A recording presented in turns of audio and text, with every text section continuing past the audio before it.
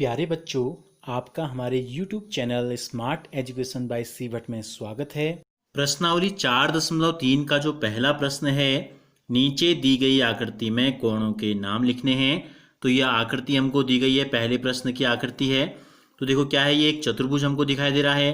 तो देखो A B, B C, C D और डी, ये चार भुजाएं हैं। दो भुजाओं के बीच में जो बनता है झुकाव जो होता है, ये कहलाता है कोण। तो कितने कोण हैं इसमें? 1, 2, 3 और 4 हैं। तो जब किसी भी कोण का नाम लिखते हैं, जैसे ये कहाँ पे बना है, किस शीर्ष पे बना है कोण, ये बना है ए शीर्ष पर कोण, तो हम इस कोण का नाम दो तरीके से लिख सकते हैं। या तो यहाँ से शुरू कर सकते हैं बी ए डी या डी ए बी। ए का नाम जो है बीच में आना चाहिए, ठीक है। कोणों के नाम लिखिए तो हम सीधे सीधे लिखते हैं, इसका हल लिखते हैं। कोणों के जो नाम हैं कि वो क्या हैं, 4 कोण हैं। तो कोणों के नाम हो गए, पहला कोण क्या कहा हमने, बी ए डी। तो कोण आगे से बनाते हैं, कोण बी ए डी, पहला कोण हो गया। दूसरा कोण लेते हैं ये वाला, तो इसको कैसे लिखेंगे, ए बी सी। कोण ए बी सी, जहां पर कोण बना है ये नाम हमारा बीच में आना चाहिए। देखो बी क्या है, बीच में आया। इसी प्रकार सी बीच में आएगा, तो बी से शुरू करते हैं, बी सी डी। कोण बी सी डी, और डी जो कोण बना है सी डी ए, इसको क्या लिखेंगे, कोण सी डी ए। तो ये हो गया। इसी प्रकार जो दूसरा प्रश्न है, संलग्न आकृति में वे बिंदु लिखिए जो कोण डी ओ ई के अभ्यंतर में है। तो अभ्यंतर का मतलब होता है अंदर, इन दोनों भुजाओं के अंदर। क्या है कोण, डी ओ ई।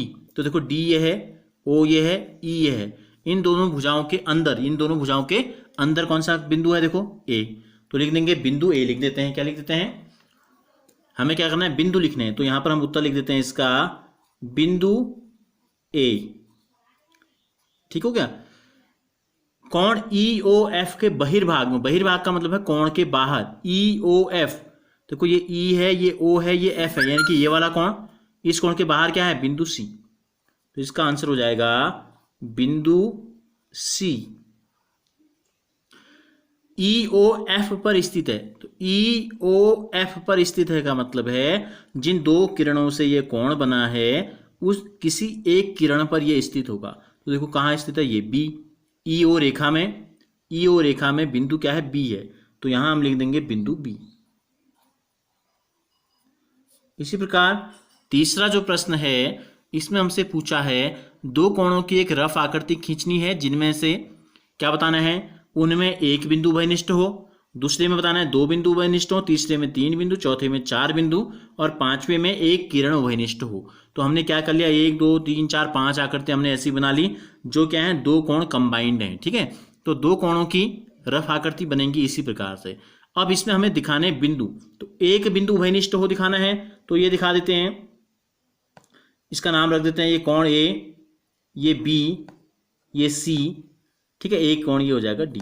तो देखो कोण ए बी डी और डी बी सी में क्या है, ये बी क्या है, उभयनिष्ठ है। बी क्या है, एक उभयनिष्ठ बिंदु है, ठीक हो गया।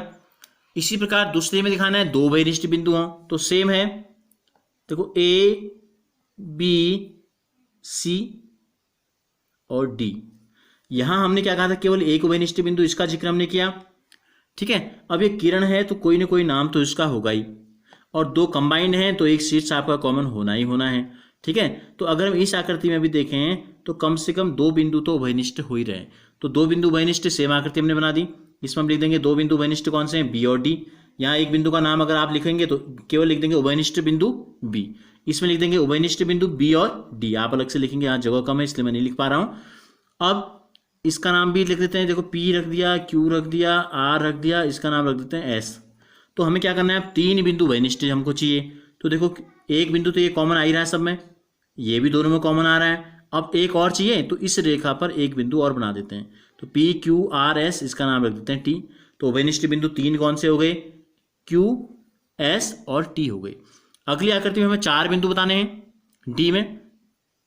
तो देखो 1 और 2 तो हमने क्या है सब में फिक्स हैं, पी क्यू आर एस। अब हमें 4 बताने हैं, तो 2 बिंदु हम बीच में बना देते हैं, एस टी यू हमने नाम ले लिया। तो 4 बिंदु कौन से कॉमन हो गए, ये हो गए एस टी यू और क्यू हो गए। आप लिख देंगे अलग से 4 बिंदु उभयनिष्ठ, ये नाम लिख देंगे।